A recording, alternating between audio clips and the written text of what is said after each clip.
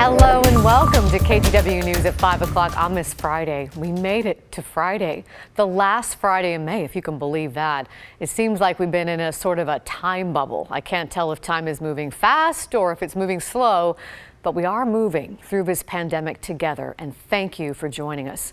There is a lot going on today, so let's get right to it on this Friday, May 29th, and we start with unrest in Minneapolis. Protesters continue to demonstrate over the death of George Floyd, who died in police custody. A curfew will go into effect in Minneapolis tonight. The hope is to curb the violence that we saw last night, which included a police precinct being set on fire.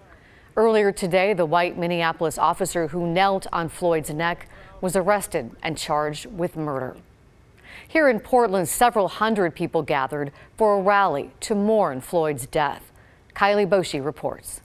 This was Portland's first notable demonstration after George Floyd's death, featuring prayer, song, and a serious discussion about race.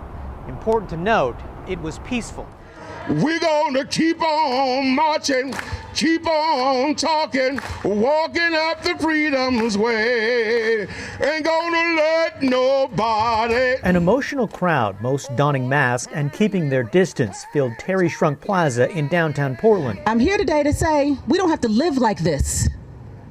We don't have to live like this. If you believe that, say it with me. We don't have to live like this. The rally, dubbed a eulogy for Black America, mourned the death of George Floyd, a black man in Minneapolis who died when a white police officer knelt on his neck for several minutes. The case has triggered angry protests around the country and outrage over discrimination. You no longer can hide in the shadows of injustice. You no longer can hide in the cracks where no one can see you and you act as if it doesn't exist. Several police agencies in Oregon, including Portland Police, have taken the unusual step of publicly denouncing the actions of officers in Minneapolis. Portland's mayor said in a statement, quote, "We have to be willing to stand alongside our black community and not just call out racism when we see it, but meaningfully take a stand against it." A thought echoed by City Commissioner Joanne Hardesty. And what I need today is a commitment from people that don't look like me, that they will demand. They will demand that Black lives matter. The speakers, including religious and community leaders, made it clear this is not just about police reform. It's about fundamentally changing the way society views people of color as equal. Kyle Aboshi, KGW News. I spoke with Multnomah County District Attorney-elect Mike Schmidt about this case yesterday. He wanted to acknowledge that tragically, incidents like Floyd's death have been happening for a long time. He says his role as district attorney will be about accountability for police and building trust with the community.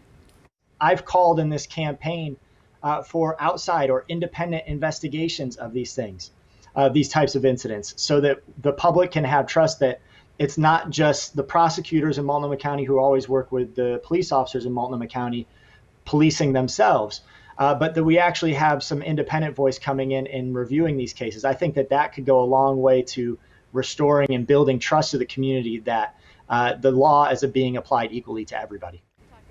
You can watch my full interview with Schmidt on Straight Talk tonight at 7 p.m. Turning to coronavirus coverage now, Washington Governor Jay Inslee says his stay-at-home order will expire this Sunday at midnight, but it will be replaced with a new proclamation. And under this new approach, counties will have more flexibility to demonstrate that they have the capability to stay on top of the virus. Today, Governor Inslee also announced new requirements for the workplace. Starting June 8th, all employees who interact with customers will be required to wear a face covering. Businesses in Clark County are still waiting to enter Phase 2 of Washington's reopening plans. Devin Haskins has more on the impact this has the longer they wait. Earlier this week, 85 people connected to Firestone Pacific Foods in Vancouver tested positive for the coronavirus. 70 of them were workers, 21 were asymptomatic. This outbreak put a hold on Clark County's application to enter Phase 2. We were a bit thrown by it, very frustrated. I mean, right now we need to have at least half capacity just to break even. Phase 2 would allow restaurants like Joe Brown's Cafe in downtown Vancouver to seat customers inside, totaling half their normal capacity, which for a normal Friday, We would have every seat taken right now. the state says under Phase 2, bar seating would not be allowed. 50%, we have a small place as it is. We'll be lucky to have 3 tables available inside. Clark County said Friday they don't have an answer to my question on what needs to happen in order to enter Phase 2, saying, "We haven't received any additional guidance from the state." Washington state officials have been in contact with Clark County, only saying their application still remains on hold, but hope to have more information next week. It's been tough. We have 2 locations, and trying to continue to pay lease on 2 locations when there's no revenue coming in is difficult. Next door to Joe Brown's Cafe is Pacific House. The restaurant just reopened after closing down for 2 months. They say this weekend is a trial run. We just wanted to get back, get some employees back in here, get them back in the groove of things, get comfortable wearing masks and gloves, and just go through and get everything set up and reorganized for a reopen. And as for Firestone, production stopped and won't resume until at least next week. And when that is, the county doesn't know yet. In Vancouver, Devin Haskins, KGW News. The city of Vancouver also launched a new program today called the Street Eats program. Restaurants can apply for a free permit that would let them use public parking spaces for more seating. It is similar to what Portland introduced on Thursday. And back in Oregon, hundreds of business owners in Washington County are getting ready to reopen Monday. The county will enter Phase 1 of the relaxed COVID-19 rules from the governor. Pat Doris found out for many people, this can't happen soon enough. At a Beaverton gym called Workout Anytime, the spray bottles and hand sanitizers take a rare break. This is a day of cleaning and prep after a shutdown that stretched 2.5 long months.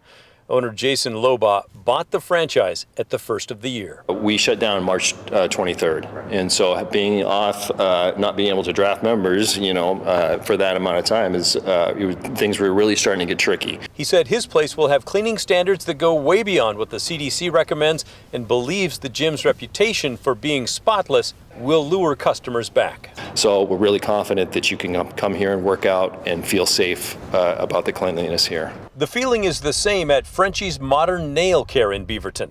They're installing plexiglass shields and booking appointments with customers eager to get back in. Yes, we are very excited to be opening again on Monday since we've been closing for 2.5 months. Phase 1 means personal care salons like this one and gyms and restaurants can reopen.